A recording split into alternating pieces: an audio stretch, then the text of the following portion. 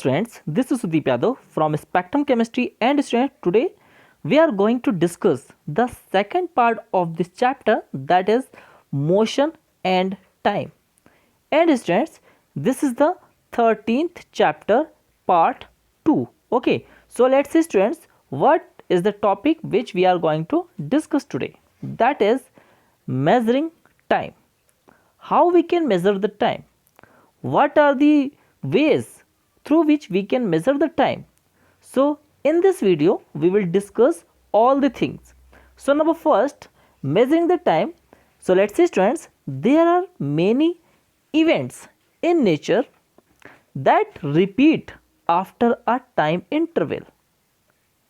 That is, for example, morning. This is the rising of the sun. Okay, and if we talk about the day and night, the time between the sunrise and the sunset, that is known as a day and night. Month, that is the time between two new moons, that is known as a 1 month.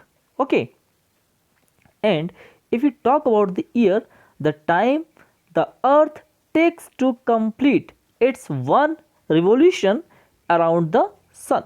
So this is the 1 year. Okay, so come to the second topic, that is time measuring devices or clocks.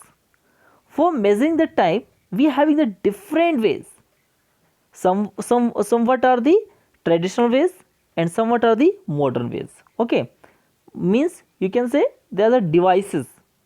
Some are the modern devices and some are the traditional devices, which we are going to see in this video. That is, clocks use the concept of periodic motion. Okay, sorry, to measure the time. It means that it uses motion that repeats itself in equal amounts of time. There are different types of the time measuring devices, from which some devices we are going to discuss here, that is sundial. This is the most of the traditional device. Okay, this is a very traditional device, that is the sundial. It uses the position of the sun, means we are using to measure the time position of the sun. So it uses the position of the sun to depict the time. Okay, so this is the sundial. In this figure you can see this is the sundial. Okay, now come to the other devices, that is sand clock. Okay, this is the sand clock. It uses sand to measure the time, means here we are using the sand to measure the time. And water clock, so to measure the time we are using the water. It uses water to measure time. And pendulum clock, it uses a pendulum to measure the time, means that is the pendulum clock. And last one, that is a quartz clocks. This is the modern method, modern device. Okay, that is the quartz clocks. They have an electric circuit that works with the help of cells. They provide accurate time. So this is the quartz clocks. So here in this slide I have provided all the figures. That is, number first one is the pendulum clock. Okay, second one is the sand clock. Third one is the water clock. Okay, and last one is the quartz clock. Okay students, now come to the next topic, that is periodic motion of a simple pendulum. So what is the simple pendulum? A simple pendulum contains a bob, or you can take a stone or a thread and you can form a pendulum with the help of these things. Okay, a simple pendulum contains a bob. It is a metallic ball. The bob is a metallic ball or a stone, you can say, which is suspended from a rigid stand. Be sure that this this must be hang on a rigid stand. Okay, means suspend, if you are suspending it, so you have to be ensure that whatever the in which place you are suspending it, that should be a rigid stand. Okay, with the help of a thread. Now, oscillatory motion.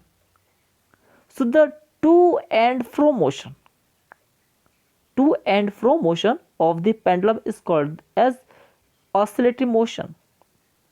The bob of the pendulum does move from the center, that is the mean position. Suppose the mean position is A and it's moving to the right hand side, that is the B, and again from its B position it will comes to the A, and again it will goes to the left hand side, that is the C position. Okay, and again when it will be come to the A, means it has been completed its one oscillation. So the bob of the pendulum does moves from the center of the pendulum to its extreme positions on the other side, either it will be the left side or the right side. Okay, now oscillation. What is the oscillation? When the bob moves from its center to its extreme ends, B or C, okay, it is said to be complete one oscillation. So it will complete its one oscillation. Time period of pendulum. What is the time period of a pendulum? So the time taken by the pendulum bob to complete one oscillation is called its time pendulum.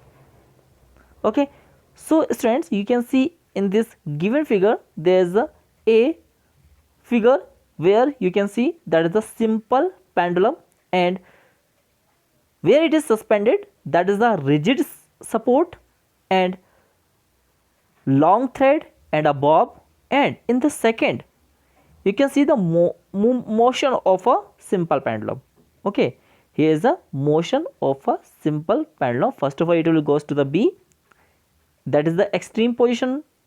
Okay, and it will recome on its mean position, that is the A, and again it will be goes to the C position, that is its another extreme position, and again it will comes to the A position. So it will complete its one oscillation by this way. Okay, so I hope students you must have enjoyed this video. So thank you students.